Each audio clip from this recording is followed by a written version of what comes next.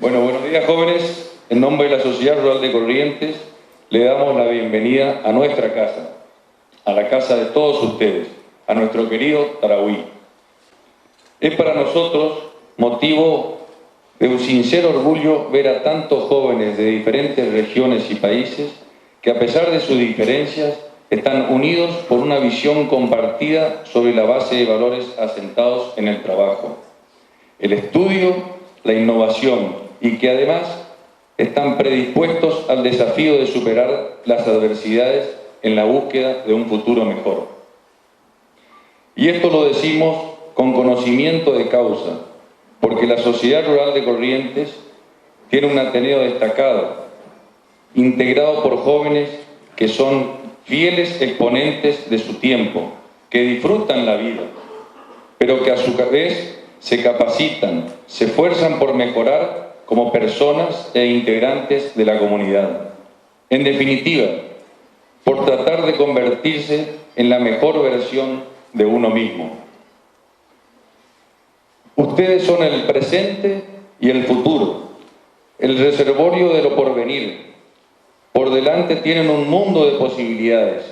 No permitan que los engañen, que las falsas ilusiones y que los facilismos los desvíen del camino que les permita cumplir con todos sus anhelos. Jóvenes ganaderos, buena jornada y muchas gracias. Muchísimas gracias a la Sociedad Rural de Corrientes por abrirnos la puerta de su casa. Segundo, muchísimas gracias a Tiziana y todo el equipo de la Asociación Bradford Argentina por bancarnos y estar siempre presente al lado nuestro. Y por último, chicos, muchas gracias por venir. Hoy somos casi 300 o 300 y algo. Queríamos que hoy pasemos un muy buen día, que nos formemos, ese es el objetivo de todo esto, que nos capacitemos y que le quede claro a la gente grande que estamos acá en el potrero y que vamos hacia un futuro y que eso es lo que queremos. Muchísimas gracias y bienvenidos. A continuación iniciará el ingeniero agrónomo Juan Cruz Rivero Aspec con su charla titulada Cambio, la actitud para el futuro. Esta pregunta yo la leí en un libro, al autor del libro, Guillermo Chavarría, también se la hacía, también sabía la respuesta, pero lo interesante es que Guillermo se siguió preguntando, le dio curiosidad, digamos, por qué se sube del lado izquierdo un caballo. Entonces empezó a hacerse esa pregunta, ¿por qué se sube del lado izquierdo un caballo? Se lo preguntó un amigo, el amigo le dice, y bueno, se sube del lado izquierdo porque al caballo se lo amansa para subir del lado izquierdo. Está bien, le decía Guillermo, yo hasta ahí entiendo, pero la cosa es, ¿para qué se lo amansa del lado izquierdo? Entonces él siguió haciéndose esa pregunta hasta que dio con un amansador, un domador, un viejito, que le contó que esto venía de la época de allá lejos, de los soldados, digamos, para las guerras, se colgaban un sable del lado izquierdo para poder desenvainarlo del lado derecho, y entonces le quedaba la pierna derecha libre como para revolear y le quedaba más cómodo subir del lado izquierdo. La respuesta lo dejó contento a Guillermo, porque justamente lo que él había hecho era acabar de descubrir cómo se forma un paradigma.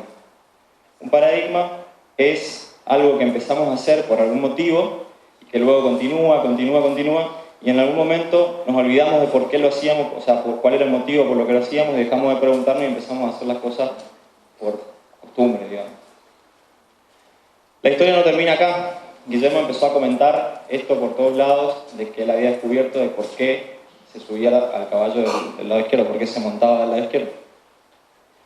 La mayoría de la gente que conversaba con él no le daba mucha bolilla, o sea, para todo el mundo era algo normal, o sea, decían, la verdad que no tiene mucha importancia de dónde viene, hasta que se encontró una vez con un personaje del pueblo que se llamaba, le decían el gitano, que era un hombre que andaba a caballo y vendía ollas y cacharros, ese tipo de cosas, y Guillermo se lo comentó y aparentemente en principio el gitano no le dio mucha bolilla tampoco.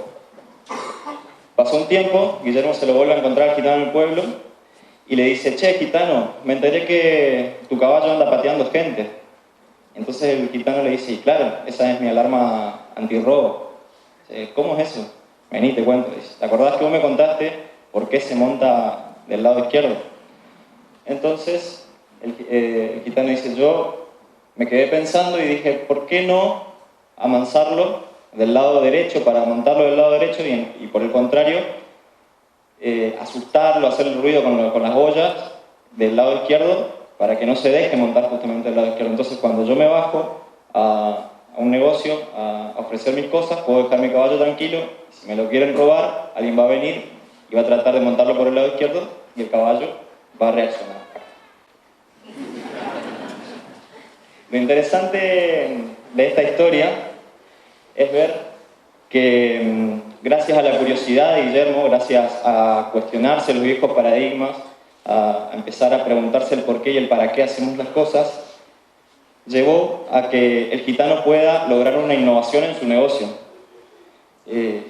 Si vemos, el gitano tenía una necesidad en su negocio que era simplemente que no le afanen, digamos. Entonces, gracias a la curiosidad de Guillermo y a escucharlo a Guillermo, el gitano se pudo inventar una alarma antirrobo que, digamos, era lo que él necesitaba y a un costo bajísimo, como simplemente implementar, entrenar a su caballo de una manera diferente a lo preestablecido. Bien, como comentó Diego, mi nombre es Juan Cruz. En principio yo quiero darle las gracias a los chicos de la comisión de la Braford por invitarme, por dejarme charlar un ratito con ustedes. Y fundamentalmente darles gracias a ustedes por atenderme un ratito. Y bueno, sé que hay muchos que vinieron de lejos, sé que vienen con muchas expectativas del encuentro, así que de corazón lo que yo deseo es que juntos podamos construir algo bastante provechoso en este día. Ahí está el eslogan, yo lo puse de nuevo acá, y como bien decían los chicos al comenzar la jornada, la frase o el eslogan es en el potrero con la mirada en el futuro. Así que haciendo un poquito este ejercicio de preguntarnos para qué, a mí me gustaría hacer un poquito de hincapié en esta parte de con la mirada en el futuro y preguntarles a ustedes por qué vienen a un encuentro a ver a otros jóvenes y para poner la mirada en el futuro. O sea, la pregunta es ¿para qué poner la mirada en el futuro? Si alguien se anima. ¿Alguien más que se anima a decirme para qué miramos hacia el futuro? O sea, ¿cuál es la intención de mirar hacia el futuro? Generar conocimiento. ¿Cómo me dijiste, perdón? Tener conocimiento, mejorar. ¿Qué creen que va a pasar en el futuro? Incertidumbre. Bien. ¿Estarían de acuerdo si decimos que no sabemos exactamente qué va a pasar en el futuro, pero sí sabemos de que las cosas en el mundo están cambiando, de que las cosas en otras industrias están cambiando, de que en nuestro mismo sector las cosas van cambiando también? Podemos ver hasta a veces cambios en el campo del vecino y podemos inferir que inevitablemente estos cambios van a llegar a nuestro ámbito de trabajo, a nuestra empresa, a nuestro ámbito de estudio, a nuestra vida en general. Entonces, poniendo un poquito esto de la mirada en el futuro, yo traje cuatro temas, cuatro tópicos para verlos con ustedes. De cada uno realmente podríamos hablar una charla entera, pero la intención es simplemente presentarlos, tratar de ser lo más concreto posible, para dejarlos abiertos a la discusión y para que ustedes se hagan justamente preguntas sobre estos temas que hoy vienen a ser un poco agenda en lo que es el sector. Con la ayuda también un poco de lo que hablamos con los chicos de la comisión, uno de los temas es la inserción del joven en la empresa familiar agropecuaria. Otro tema es la incorporación de tecnología. El tercer tema es sostenibilidad, y ya vamos a ver por qué hay entre paréntesis puse ser y comunicar. Y por último, el mayor desafío, que lo dejo planteado así como un poco un interrogante, una incógnita, porque vamos a ver que si entendemos o si le agarramos la mano a esto, nos va a ayudar y nos va a abrir la puerta para superar estos tres primeros y todos los desafíos que nos planteemos hoy para conversar y los que nos llevemos a nuestras casas. Así que empecemos primero con la inserción del joven en la empresa familiar agropecuaria. Para entender esto, es necesario primero ver las tres dimensiones que componen una empresa familiar agropecuaria. Tenemos la dimensión de la familia, de la propiedad y de la empresa. ¿Qué quiere decir esto? Que las personas que están dentro de una empresa familiar agropecuaria pueden pertenecer a estos tres círculos, a la vez o simplemente a uno o a dos de ellos. Las combinaciones y la cantidad de personas que haya en una empresa familiar agropecuaria van a ser tantas como empresas familiares agropecuarias existan. Cuando hablamos del joven que busca insertarse en una empresa familiar agropecuaria, lo primero que se nos viene a la mente es pensar un joven que nace en esta familia y que llegado el momento quiere insertarse en este ámbito de la empresa familiar, pero hay que tener en cuenta que no necesariamente empieza a insertarse en esta parte que es la propiedad de la empresa, que por ahí todavía pertenece a los padres, a los tíos, a los abuelos, pero a ver, inevitablemente va camino a eso. Pero entender las dimensiones, los roles que ocupa. También puede pasar de que un joven venga de afuera y decida o lo empleen dentro de la empresa, dentro de la parte, digamos, la empresa propiamente dicha, la parte administrativa y de gestión de la empresa. Y el joven que se inserta desde afuera no pertenece a este círculo y por supuesto tampoco al círculo de propiedad. Pero sí es interesante entender cuando estamos trabajando con empresas familiares agropecuarias qué rol ocupa cada persona y en qué dimensiones o en qué círculos se para cada persona. Visto un poquito esto, la pregunta es, ¿cuáles serían los principales desafíos de una empresa familiar agropecuaria? Así que de nuevo les pregunto, ¿qué se le ocurre a ustedes que pueden ser los principales desafíos que puede tener una empresa familiar agropecuaria? Crecer, adaptarse a las nuevas tecnologías, sostenibilidad en el tiempo, armonía familiar, importantísimo.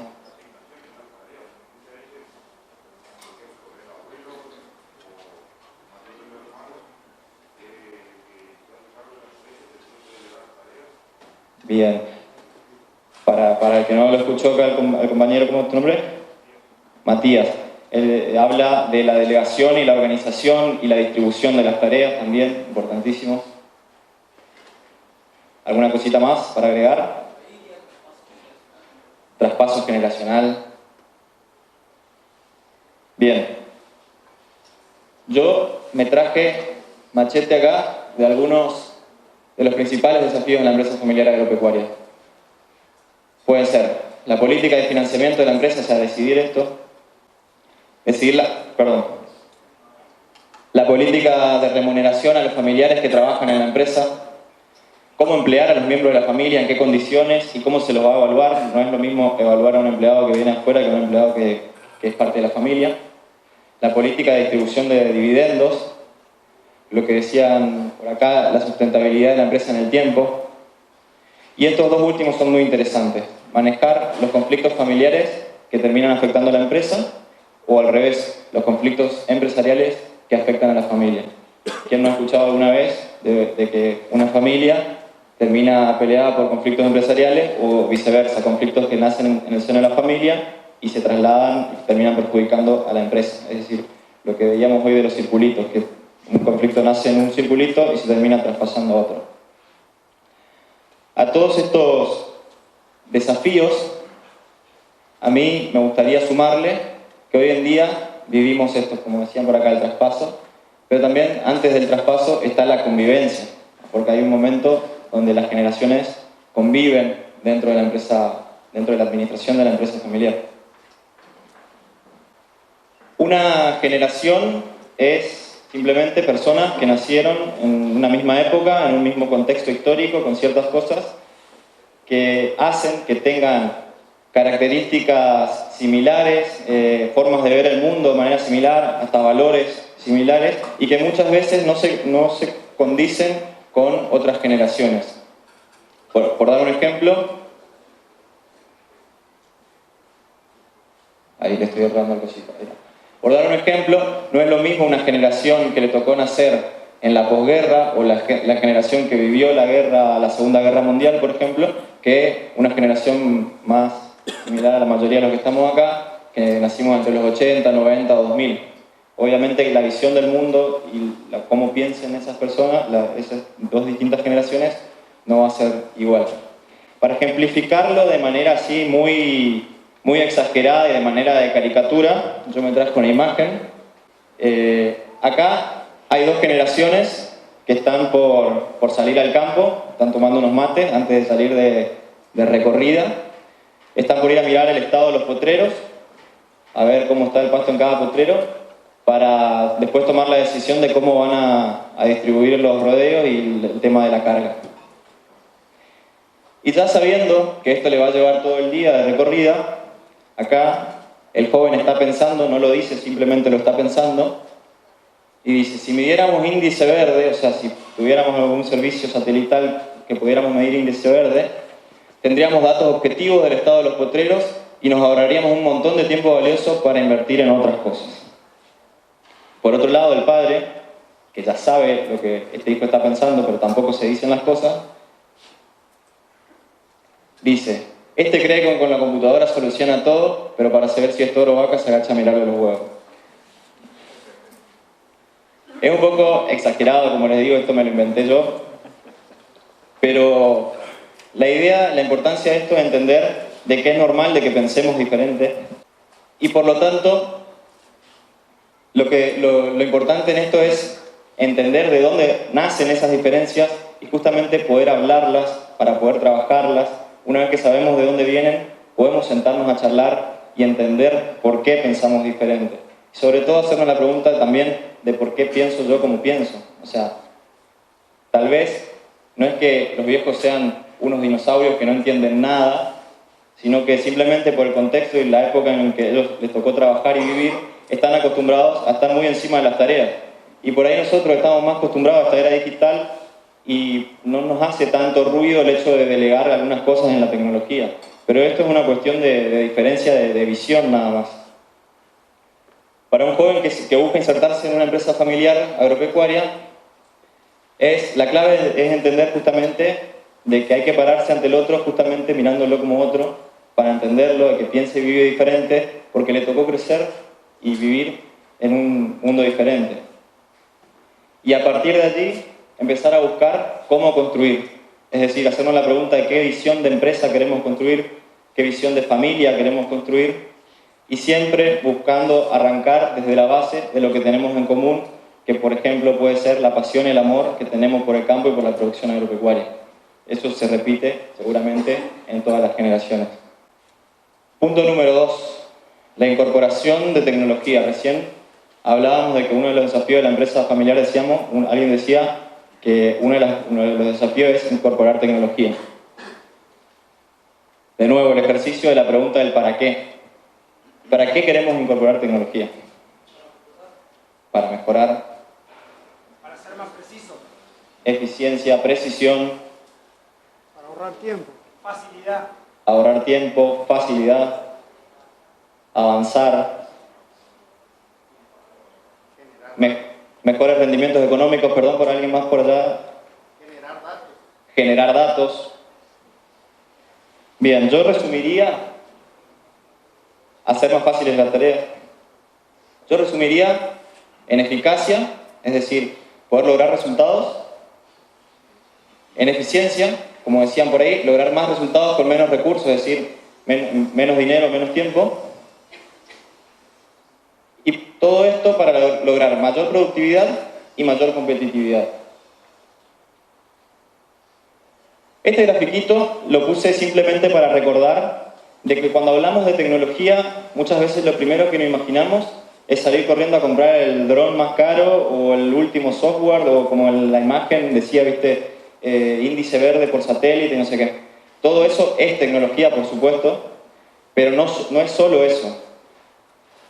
La tecnología empieza por la tecnología de insumos, tecnología de procesos, tecnología de información, como decía alguien por ahí, recolectar datos, tener datos de mi empresa para saber cómo mejorar. Tecnología organizacional, en el tema de liderazgo, delegación, comunicación, cómo organizarse. Y después sí podremos agregar todas las nuevas tecnologías que tenemos hoy en día. Pero lo importante de esto es saber que hay que ir subiendo estos escalones. Obviamente que todas las nuevas tecnologías seguramente nos pueden ayudar en este proceso también de subir escalones, pero es decir, no podemos salir corriendo a medir índice verde por satélite si, por ejemplo, no estamos flojos en tecnología de insumos, como pueden ser vacunación, por ejemplo, para dar un ejemplo así exagerado. Y esto, a mi criterio, los tres grandes errores que a veces se cometen al incorporar tecnología.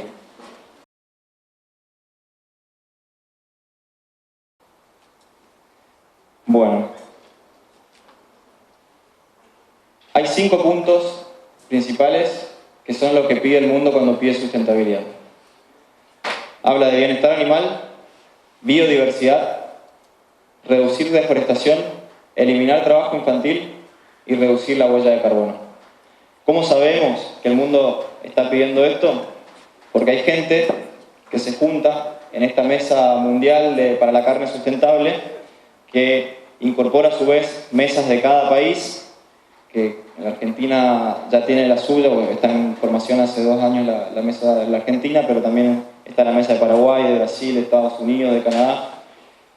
Y estas mesas se juntan no solo productores de carne, sino de toda la cadena, hasta la parte de comercialización. Y también se suman organizaciones ambientales, ONG, organizaciones gubernamentales, instituciones científicas, todos para conversar y preguntar al mundo qué pide cuando pide sustentabilidad, y también definir estándares que definan qué es carne sustentable y buenas prácticas de manejo, de producción.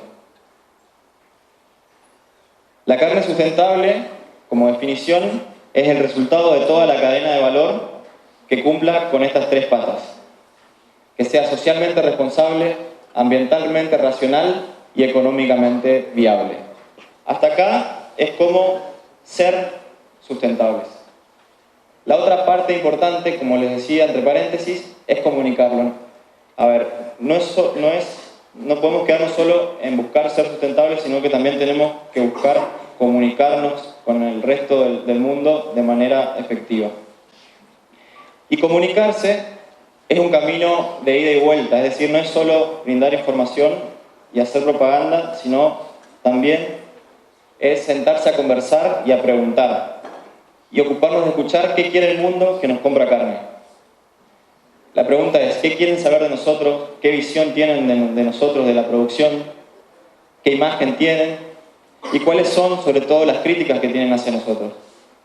Y acá es importante escuchar con humildad, y la primera pregunta que tenemos que hacernos puertas para adentro es, ¿qué parte de estas críticas tienen razón?